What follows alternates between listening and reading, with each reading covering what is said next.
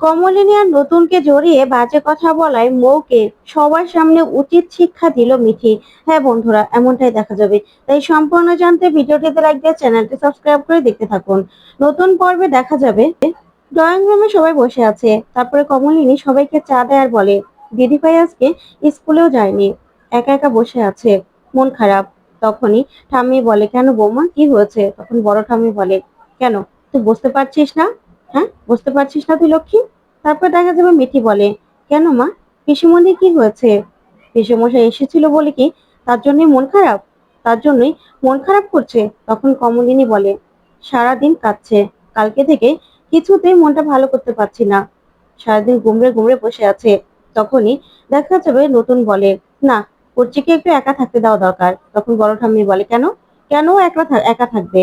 যে মানুষটা যে মানুষটা ওকে কোনোদিনও বিশ্বাস করলো না, কোনোদিনও ওকে দেখলোই না, তার জন্য কেন ও মন খারাপ করে থাকবে? আর ছেলেটাও তো ওর কোনো খবর নেয়নি, তাহলে ও কেন মন খারাপ করে থাকবে? ওকে একা থাকতে দেওয়ার কোনো দরকার নেই, আর ওর মন খারাপ করারও দরকার নেই। তখনই দেখা যাবে ঠাম্মি বলে, জামাইটা তো এসেছিল নিয়ে যাওয়ার জন্য, কিন্তু ছেলেটার বিয়ে হলেই তো আবার ফেরত দিয়ে যেত, তাহলে গিয়েই বা কি করবে? কেনই বা যাবে? তখন নতুন বলে, বললে হলো নাকি মাসি? আমার কুর্চি কি বোন কি কোনো খেলনা নাকি, যে ওকে ইচ্ছে হবে নিয়ে যাবে, নিজেদের প্রয়োজনে নিয়ে যাবে, আবার বাড়ি দিয়ে যাবে? না, কোনো দরকার নেই। তার থেকে ও যেরকম ভাবে থাকতে চায় ও সেরকম ভাবেই থাকবে। ও যদি ইচ্ছে হয় ও যাবে, আর যদি ইচ্ছে না হয় তাহলে ও যাবে না। ও না কারো হাতে পুতুল না, যে ওই ওরা যেরকম ভাবে ইচ্ছে করবে তেমন ভাবেই নাচাবে। এখন তো বিপদে পড়েছে, তাই কুলচিকে নিয়ে যাওয়ার জন্য এসেছে। আর যদি বিপদে না পড়তো না তাহলে আসতো না। কিন্তু ওর দাদা এখনো বেঁচে আছে, ওর দাদা কোনোদিনও এটা হতে দেবে না যে বোনের কখনো কোনো অসম্মান হবে। ও তো একা একাই আছে। আর এই মানুষটা কখনো তো কুচিকে বিশ্বাসই করেনি। তখন ঠাম্মি বলে, হ্যাঁ তাই তো, কোনোদিনও জামাই আমার মেয়েকে বিশ্বাসই করতে পারলো না। মেয়েটার সব কিছুতে সব কিছুতে বাধা দিত, সব কিছুতে শুধু সন্দেহ করতো। সন্দেহ সন্দেহ সন্দেহ, আমাদের বাড়িতে আসলেও সন্দেহ, চাকরি করতে গেলেও সন্দেহ। সে হেডমাস্টারকে কি অপমান করেছিল!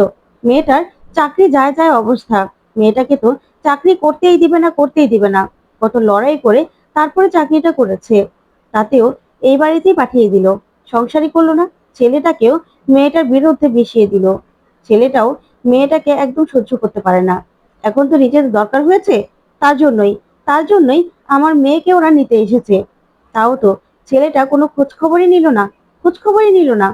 ছেলেটার বিয়ে, তাও শুনে মেয়েটা তো কষ্ট পাবেই, সেটা তো স্বাভাবিকই। কারণ মেয়েটা তো সংসার করতে পারলো না, আর জামাইটাও কোনো দিনও পাল্টালো না। আর ওর ছেলেটা, সেও সেও না হয়েছে একদম বাবার মতো। কি বলবো বলো তো, মেয়েটার কষ্টের কোনো শেষ আছে নাকি? তখনই দেখা যাবে বড় ঠাম্মি বলে, দেখ লক্ষ্মী, তাও তো কুর্চির ছেলে ডাবলো, ওর যদি নিজের ছেলের বিয়েতে যেতে ইচ্ছে করে তাহলে যাবে, সেটা নিয়ে আমাদের কোনো বাধা থাকতে পারে না। তারপরে দেখা যাবে ঠাম্মি বলে, শোনো দিদি, মেয়েটা কি যাবে? যাবে না তো, কারণ ওকে তো অপমানিতই হতে হবে সেখানে গেলে। তাহলে কেন যাবে বলো তো? তখন মিঠি বলে, আমার মনে হয় না যাওয়াটাই উচিত হবে। তখনই নতুন বলে, আমার মনে হয় এই ব্যাপারটা আমরা কুর্চির ওপরেই ছেড়ে দিই, কুর্চি যেটা সিদ্ধান্ত নেবে সেটাই না হয় করবে। ওর তো ছেলে, ওর ছেলের বিয়ে, সেটাও কিনা এই বাড়িতে এসে ছেলের বাবা নেমন্তন্ন করে যাচ্ছে। তাই কুচি যা ভালো বুঝবে তাই না হয় সিদ্ধান্ত নেবে। তখন কমলিনী বলে, আচ্ছা ঠিক আছে, আমি বরং দিদিভাইকে ডেকে নিয়ে আসি। দিদিভাই একা একা কেন থাকবে বলো তো? তখন নতুন বলে, হ্যাঁ, তুমি বরং কুর্চিকে ডেকে নিয়ে এসো, এই সিদ্ধান্তটা কুর্চিই নিতে পারবে। আর সবার সঙ্গে কথা বললে ওরও ভালো লাগবে। ওর যদি ইচ্ছে হয় যে ও যাবে তাহলে ও যাবে, সেখানে আমাদের কোনো বাধা থাকতে পারে না। আর আমি দাদা হিসেবে ওকে সম্পূর্ণ রকম সাপোর্ট করব, এটাতে কেউ ওকে বাধা দেবে না, কেউ না। তখন এই কথা শুনে কমলিনী সহ সবাই তাকিয়ে থাকে। তারপরে দেখা যাবে কমলিনী বলে, ঠিক আছে, আমি দিদিভাইকে এখনই ডাকছি। এই বলে কমলিনী ডাকতে যাবে, তখনই কুর্চি চলে আসে। আর কুর্চি বলে, বৌদি, আমার কাছে যাচ্ছিলে বুঝি? তখন কমলিনী বলে, হ্যাঁ দিদিভাই, তুমি তো একা একা বসে আছো, তার জন্যই তোমাকে ডাকতে যাচ্ছিলাম, তোমার মনটা খারাপ তাই না? তখন কুচ্চি বলে, এত বছর পরেও আমার মন খারাপ থাকবে বৌদি? তোমার মনে হয়? এখন না আর মন খারাপ হয় না। হ্যাঁ, আগে মন খারাপ হতো, আগে না খুব কষ্ট পেতাম, কিন্তু এটাই খারাপ লাগছে যে ছেলেটার বিয়ে, কিন্তু আমাকে এইভাবে শুনতে হচ্ছে। তখন নতুন বলে, আচ্ছা করছি, তুমি কি যেতে চাও? তাহলে তুমি গিয়ে ঘুরে আসো না। তোমাকে যেতে তোমার যেতে ইচ্ছে করতেই পারে, তাহলে তুমি গিয়ে বরং ঘুরে এসো, তাহলে ভালো লাগবে। তখন কুর্চি বলে, আচ্ছা নতুন দা, আমি কোথায় যাব বলো তো? কোথায় যাব? আমার কি ওখানে যাওয়া জায়গা? আমাকে সেই তো নিজেদের দরকার নিতে এসেছিল। তখন নতুন বলে, তারপরেও করছি, তোমার যদি ইচ্ছে করে নিজের ছেলের বিয়েতে যেতে, তাহলে তো তুমি যেতেই পারো।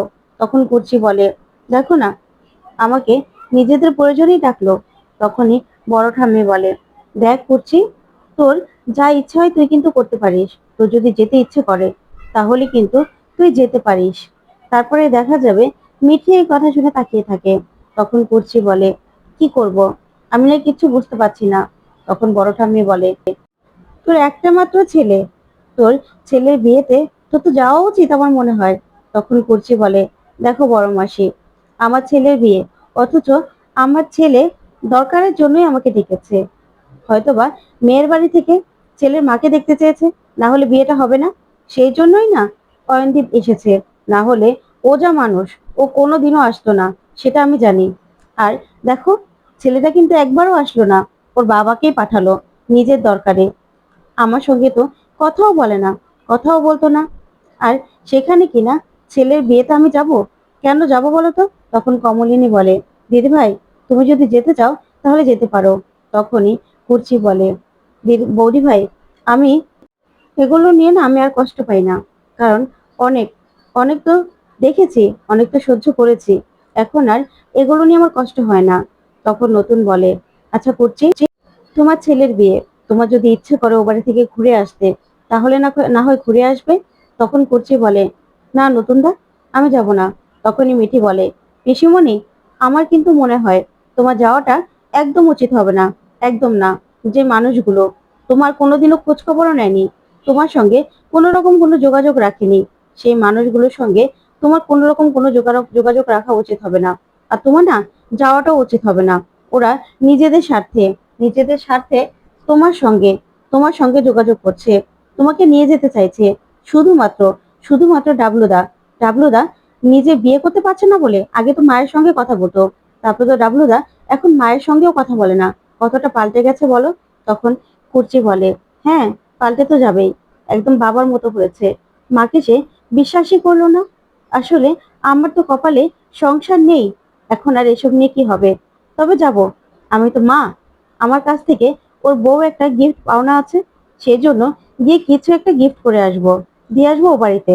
তখনই কমলিনী বলে, তুমি যাবে দিদি ভাই? তুমি একা যাবে? তার থেকে বরং আমাকে নিয়ে যেও, আমি তোমার সাথে যাব। আমিও তোমার সাথে গিয়ে তারপরেই না হয় দেখে আসবো। তখনই কমলিনীর কথা শুনে কুর্চি তাকিয়ে থাকে। তারপর কমলিনী বলে, আচ্ছা দিদি ভাই, একবার তো ডাবলুর সঙ্গে কথা বলে দেখতে পারতে। এখন তো হতে পারে, যেরকমও তো হতে পারে যে ও পরিবর্তন হয়েছে, ও একটু হলেও পাল্টে গেছে। কারণ ডাবলু তো আমাকে খুব ভালোবাসতো বলো। আর ডাবলুর সঙ্গে আমার আগে কথা হতো, এখন তো ডাবলু আমার ফোনও ধরে না, আমার সঙ্গে কথাও বলে না। তখন এই কথাতেই কুর্চি বলে, আসলে বৌদি, ওর না ওর বাবার মতোই হয়েছে। নিজের দরকারে দেখছো না, আমাকে আমাকে স্মরণ করছে, দরকারেই আমাকে যেতে বলছে, না হলে আমার খোঁজ খবর নিয়েছে। তখন বড় ঠাম্মি বলে, দেখো করছি, তোমার একমাত্র সন্তান, তোমারও তো কিছু কর্তব্য থাকে, তাই তোমার যা ইচ্ছে করে তুমি তাই করো। আর সোনার দাম তো অনেক বেশি, সোনার ভারী কিছুও তো দিতে হবে, দিলে তো অনেক টাকা লাগবে। তখন নতুন বলে, আচ্ছা, ও দাদা আছে তো, ও দাদা কি একটা গয়না কিনে দিতে পারবে না বোনের জন্য? বোনের সন্তানকে একটা গয়না কিনে দিলে কিছু হবে না। তখনই কুর্চি বলে, না নতুন দা, এই গয়নাটা আমি শুধুমাত্র আমার নিজের টাকায় দিতে চাই, বা আমার পুরনো কিছু গয়না আছে সেগুলো ভেঙেই না হয় কিছু একটা গড়িয়ে দেব, কারণ আমি আর গয়না কোথায় পরি, আমি তো গয়না পরি না। তখন কমলিনী বলে, দিদি ভাই, তোমার তো ওইটুকু গয়না, সেটা আবার ভেঙে দেবে? তখন কুর্চি বলে, দেখো, এই গয়নাগুলো তো ওর বউয়ের জন্যই রাখা ছিল, ওর জন্যই রাখা ছিল, তাহলে ওর পাওনাটুকু ওকে দিয়ে আসবো। আমি গয়না দিয়ে কি করব? আমি তো আর গয়না পরি না, আমার গয়না লাগেও না। তখন এই কথাতেই নতুন বলে, আচ্ছা তোমরা কবে যাবে আমাকে বলো, আমি না হয় তোমাদের সঙ্গে যাব। তখন বড় ঠাম্মি বলে, আচ্ছা করছি, তোমরা গেলে যদি তোমাকে রেখে দিতে চায়, তখন তখন কি করবে? তখন তো এই কথা শুনে কমলিনী বলে, সেটা তো আগে যাই বড় মাসি, তারপরে না দেখা যাবে যে কি করবে। আগে ওদের সঙ্গে দেখা করি, ডাবলুর সঙ্গে দেখা করি, তারপরে না হয় বুঝতে পারবো। তখন নতুন বলে, না, কুর্চিকে এভাবে রেখে দিতে চাইলেই তো আর হবে না। আর তাছাড়া এবারে সবাইকেও তো নেমন্ত্রণ করে গেছে, এই বাড়ি থেকেও তো যাওয়া দরকার। কে যাবে? তখন কুর্চি বলে, আগে বিয়েটা তো আসুক, বিয়ের তো আর বেশি দিন দেরি নেই, তাই দু একদিনের মধ্যে যেতে হবে, আজ বা কাল এরকমই যেতে হবে। তাই আমার গয়নাগুলোই পলিশ করিয়ে না হয় দিয়ে দেবো, কারণ এখন তো আবার পুরাতন গয়নাগুলোই নতুন করে ডিজাইনগুলো আসছে। তাই আমি ভাবছি আমার গুলোই না হয় পলিশ করে তারপরে ডাবলুর বউকে দিয়ে আসবো। আসলে ওর তো পাওনা, তাই না? আর ওর পাওনা যখন, ওকে তো সেটা দিতেই হবে। আর আমাকে রেখে দেবে? কেন রেখে দেবে? নিজেদের প্রয়োজনে? তাহলে তো আবার ফেরতও দিয়ে দেবে, আমাকে তো আর সেখানে থাকতে দেবে না। আর আমি কেনই বা থাকবো? ওই মানুষটা না কোনোদিনও পাল্টাবে না, কোনোদিনও না। তখন মিঠি বলে, পিসিমণি, তুমি না আমাকেও নিয়ে যাবে। আমার না ডাবলুদার সঙ্গে দেখা করার খুব ইচ্ছে। সেই ছোটবেলায় কত খেলা করতাম বলো তো। তখন কর্চি বলে, তোকে যদি খারাপ কিছু শুনিয়ে দেয় তো ডাবলুদা, তখন তো তুই সহ্য করতে পারবি না মিঠি, তখন তো তুই আবার কিছু বলে ফেলবি। তখন মিঠি বলে, দেখো, আমাকে যদি অপমান করে, আমি যদি সহ্য করতে না পারি, তাহলে তো আমি কথা শোনাবই, এটা তো স্বাভাবিক, তাই না? আমি তো আর সহ্য করবো না, আমি তো আর ছেড়ে দেবো না, আমি তো প্রতিবাদ করবই। আর তাছাড়া মা, পিসিমণি, তোমাদেরও যদি অপমান করে, তখন তখন তখন তো তোমাদেরও খারাপ লাগবে। তখন কমলিনী বলে, আমাকে আমাকে আর কি অপমান করবে? আমার নিজের সন্তানরাই তো আমাকে অপমান করে। না হলে আমার বড় ছেলে এভাবে আমার বাড়ি ছেড়ে নিজের শ্বশুর বাড়িতে গিয়ে উঠতে পারতো? নিজের তো আত্মসম্মান বোধও রাখলো না, কিচ্ছু রাখলো না। তখন নতুন বলে, কমলিনী, তুমি চিন্তা করো না, আমি তোমাকে কথা দিচ্ছি, আমি বুবলাইকে ঠিক ফিরিয়ে আনবো। বুবলাইকে আমি এই বাড়িতে আনবই, তোমাকে আমি বলছি। বুবলাইয়ের সঙ্গে আমি কথা বলবো, তারপরেই না হয় বুবলাইকে নিয়ে আসবো। তখন ঠাম্মি বলে, হ্যাঁ রে নতুন, তোর কি মনে হয় তুই গেলে বুবলাই তোর সঙ্গে কথা বলবে? ও আরো উল্টো তোকে অপমান করবে। তখন নতুন বলে, মাসি, ওর সঙ্গে কোথায় গেলে কথা বলতে পারবো? ওকে কোথায় গেলে পাবো? ওর নারী নক্ষত্র সব তো আমি জানি। ও শ্বশুর বাড়িতে না আমাকে যেতে হবে না, তোমরা চিন্তা করো না। তারপরে দেখা যাবে কমলিনী কুচিকে বলে, তাহলে দিদি ভাই, আমরা না হয় কালকেই যাব। তখন কুচি বলে, ঠিক আছে, তাহলে কালকেই না হয় আমরা যাব। আর কালকে গিয়েই না হয় গিফটটা দিয়ে আসবো, কারণ বিয়ের তো আর বেশি দিন বাকি নেই। ওদের বাড়িতে হয়তোবা মেহমানও চলে আসবে। তখন এই কথাতেই কমলিনী বলে, হ্যাঁ তাই তো, বাড়িতে বিয়ে, মেহমান তো আসতেই পারে। তারপর নতুন বলে, সবাইকেই তো অয়নদীপ দা এসে নিমন্ত্রণ করে গেল, তাই এই বাড়ি থেকেও তো যাওয়া দরকার। তখন কুর্চি বলে, আগে গিফটটা তো দিয়ে আসি, তারপরে না হয় পরিস্থিতি দেখে বোঝা যাবে যে কে কে যাবে না যাবে, সবাই যাবে কিনা, তখন না হয় দেখা যাবে। এই নিয়ে না এখন ভাবার কিছু হয়নি। আর ওই মানুষটার আত্মীয় স্বজনই বা কে আসবে? কেউই তো তেমন ভাবে তাকে পছন্দ করতো না। আগে তো সবার সঙ্গে আমার ফোনে কথা হতো, যোগাযোগ ছিল। এখন আমি কথা বলি না বলে কথা বলি না বলে এখন কারোর সঙ্গে আর আমার যোগাযোগ হয় না। আর কারোর সঙ্গে আমার কথা বলতে ইচ্ছেও করে না। জানো তো, যে মানুষটার সঙ্গে সম্পর্ক নেই, সেই মানুষটার বাড়ির লোকদের সঙ্গে কথা বলে কি হবে? আর আমার মনে হয় না তার জন্যই যে বাড়িতে মেহমান দিয়ে একদম ভরে গেছে। বুঝতে পেরেছো? তারপরেই নতুন বলে, আচ্ছা ঠিক আছে করছি, তুমি না একদম চিন্তা করবে না, একদম এসব কিছু নিয়ে মন খারাপও করবে না, ভাববেও না। তোমার মন যেটা ইচ্ছে করবে সেটাই করবে। তখন ঠাম্মি বলে, করছি, আমার মনে হয় মা, তোর না একবার যাওয়া দরকার। তখন কুচি বলে, মা, তুমি এখনো আমাকে এই কথাগুলো বলবে? কেন বলো, বলো তো, কেন বলো আমাকে, কেন অসম্মানগুলো করো? তখন ঠাম্মি বলে, দেখ মা, আমার তো বয়স হয়েছে, আমাকে তো চোখ বন্ধ করতে হবে, আমি তো ঠিক চলেই যাব তখন। আর বৌমারও বয়স হচ্ছে, বৌমারও ভরা সংসার হবে, তখন তোকে কে দেখবে মা? তখন কুর্চি বলে, কে দেখবে মা, সেটা না হয় পরেই দেখা যাবে। তোমার জামাই বা আমাকে দেখলো কোথায়? আমাকে সেই তো বাপের বাড়িতে পাঠিয়ে দিল, আমার কোনো খোঁজ খবরই নিল না। তোমার নাতি পর্যন্ত খোঁজ খবর নেয় না। তাহলে সেই মানুষগুলো আমাকে দেখবে ভাবলে কি করে? আচ্ছা বৌদি ভাই, তাহলে আমরা যাবো তো, সেটাই কথা রইলো। ওইদিকে দেখা যাবে মিঠি শপিং করতে যায়। তখনই ময়ের সঙ্গে মিঠি দেখা হয়। তখন মিঠি কথা না বললে ময় এসে বলে, কিরে মিঠি, তুই শপিং করতে এসেছিস নাকি? তখন মিঠি বলে, হ্যাঁ।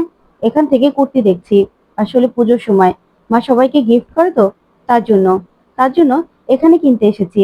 তখনই মৌ বলে, হ্যাঁ তাই তো, পিসিমণি তো অনেক দামি দামি গিফট করেন সবাইকে। দেখ না, আমার বাবার চাকরি, কিন্তু কোনো কিছু দরকার হলেও মাকে বলে তারপরে বাবার পিছনে ঘ্যান ঘ্যান করে তারপরে আমাদের কিছু কিনে দিতে হয়।